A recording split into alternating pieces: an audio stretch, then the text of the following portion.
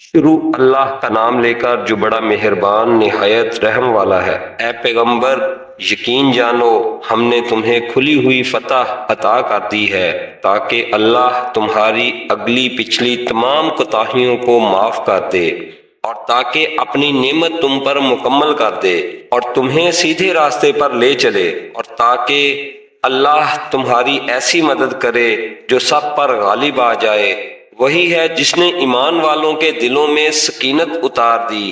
تاکہ ان کے ایمان میں مزید ایمان کا اضافہ ہو، اور آسمانوں اور زمین کے تمام لشکر اللہ ہی کے ہیں، اور اللہ علم کا بھی مالک ہے، حکمت کا بھی مالک، تاکہ وہ مومن مردوں اور عورتوں کو ایسے باغات میں داخل کرے جن کے نیچے نہریں بہتی ہیں، جہاں وہ ہمیشہ بسے رہیں گے، اور ان کی برائیوں کو ان سے دور کر دے، اور اللہ کے نزدیک یہ بڑی زبردست کامیابی ہے۔ اور تاکہ ان منافق مردوں اور منافق عورتوں اور مشرک مردوں اور مشرک عورتوں کو عذاب دے جو اللہ کے ساتھ بدگمانیاں رکھتے ہیں۔ برائی کا پھیرا انہی پر پڑا ہوا ہے اور اللہ ان سے ناراض ہے۔ اس نے ان کو اپنی رحمت سے دور کر دیا ہے اور ان کے لیے جہنم تیار کر رکھی ہے، اور وہ بہت ہی برا ٹھکانہ ہے۔ اور آسمانوں اور زمین کے تمام لشکر اللہ ہی کے ہیں، اور اللہ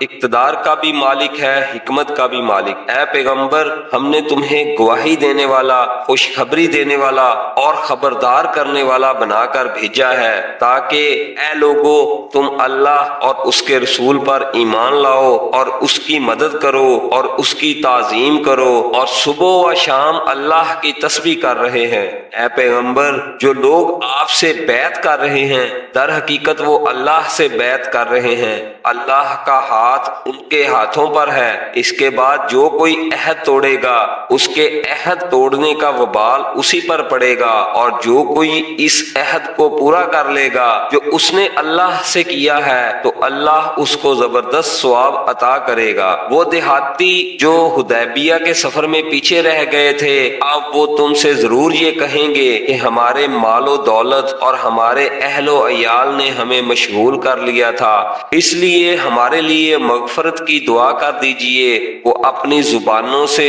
وہ باتیں کہتے ہیں جو ان کے دلوں میں نہیں ہوتی۔ ان سے کہو کہ اچھا، تو اگر اللہ تمہیں کوئی نقصان پہنچانا چاہے یا فائدہ پہنچانا چاہے تو کون ہے جو اللہ کے سامنے تمہارے معاملے میں کچھ بھی کرنے کی طاقت رکھتا ہو؟ بلکہ جو کچھ تم کرتے ہو اللہ اس سے پوری طرح باخبر ہے۔ حقیقت تو یہ ہے کہ تم نے یہ سمجھا تھا کہ رسول اللہ صلی اللہ علیہ وآلہ وسلم اور دوسرے مسلمان کبھی اپنے گھر والوں کے پاس لوٹ کر نہیں آئیں گے، اور یہی بات تمہارے دلوں کو اچھی معلوم ہوتی تھی، اور تم نے برے برے گمان کیے تھے، اور تم ایسے لوگ بن گئے تھے جنہیں برباد ہونا تھا۔ اور جو شخص اللہ اور اس کے رسول پر ایمان نہ لائے تو وہ یاد رکھے کہ ہم نے کافروں کے لیے بھڑکتی ہوئی آگ تیار کر رکھی ہے، اور آسمانوں اور زمین کی سلطنت تمام تر اللہ ہی کی ہے۔ وہ جس کو چاہے بخش دے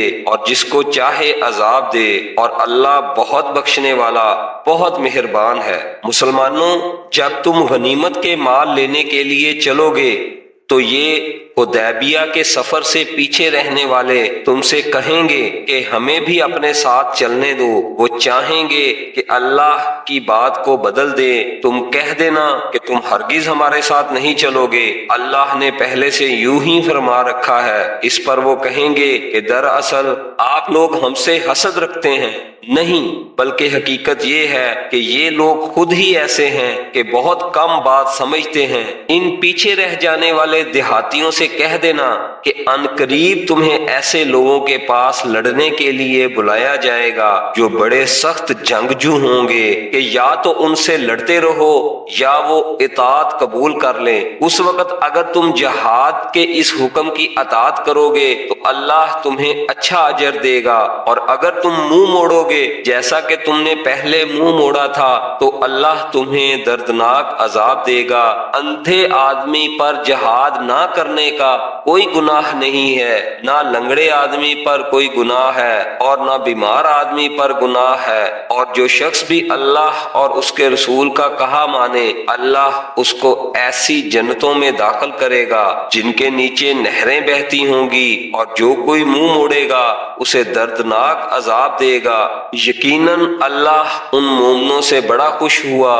جب وہ درخت کے نیچے تم سے بیعت کر رہے تھے، اور ان کے دلوں میں جو کچھ تھا وہ بھی اللہ کو معلوم تھا، اس لیے اس نے ان پر سکینت اتار دی اور ان کو انعام میں ایک قریبی فتح عطا فرما دی، اور غنیمت میں ملنے والے بہت سے مال بھی جو ان کے ہاتھ آئیں گے، اور اللہ اقتدار کا بھی مالک ہے، حکمت کا بھی مالک۔ اللہ نے تم سے بہت سے مال غنیمت کا وعدہ کر رکھا ہے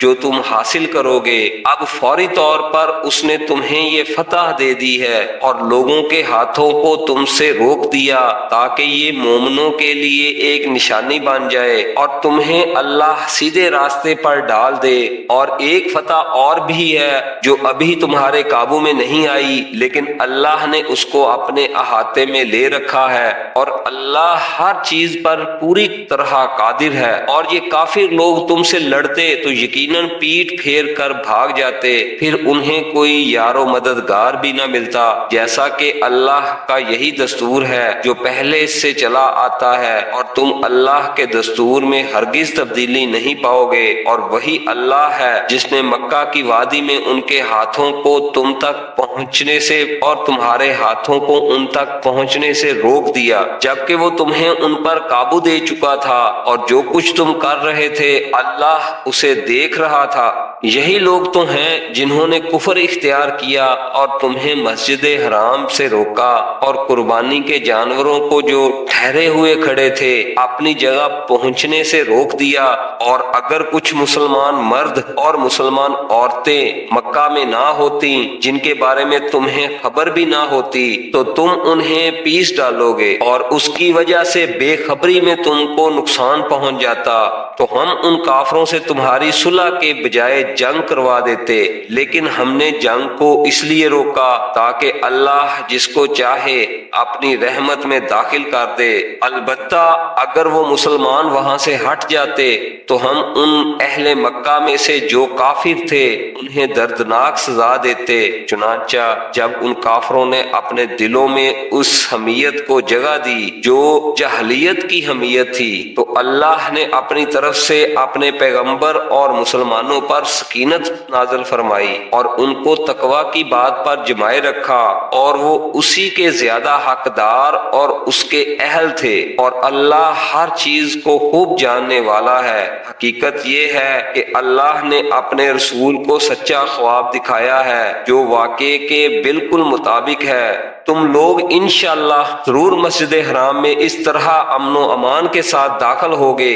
کہ تم میں سے کچھ نے اپنے سروں کو بے خوف و خطر منڈوایا ہوگا اور کچھ نے بال تراشے ہوں گے۔ اللہ وہ باتیں جانتا ہے جو تمہیں معلوم نہیں ہے۔ چنانچہ اس نے وہ خواب پورا ہونے سے پہلے ہی قریبی فتح طے کر دی ہے۔ وہی ہے جس نے اپنے رسول کو ہدایت اور سچا دین دے کر بھیجا ہے تاکہ اسے ہر دوسرے دین پر غالب کر دے، اور اس کی گواہی دینے کے لیے اللہ کافی ہے۔ محمد صلی اللہ علیہ وآلہ وسلم اللہ کے رسول ہیں، اور جو لوگ ان کے ساتھ ہیں وہ کافروں کے مقابلے میں سخت ہیں اور آپس میں ایک دوسرے کے لیے رحم دل ہیں۔ تم انہیں دیکھو گے کہ کبھی رکوع میں ہیں کبھی سجدے میں، غرض اللہ کے فضل اور خوشنودی کی تلاش میں لگے ہوئے ہیں۔ ان کی علامتیں سجدے کے اثر سے ان کے چہروں پر نمایاں ہیں۔ یہ ہیں ان کے وہ اوصاف جو تورات میں مذکور ہیں، اور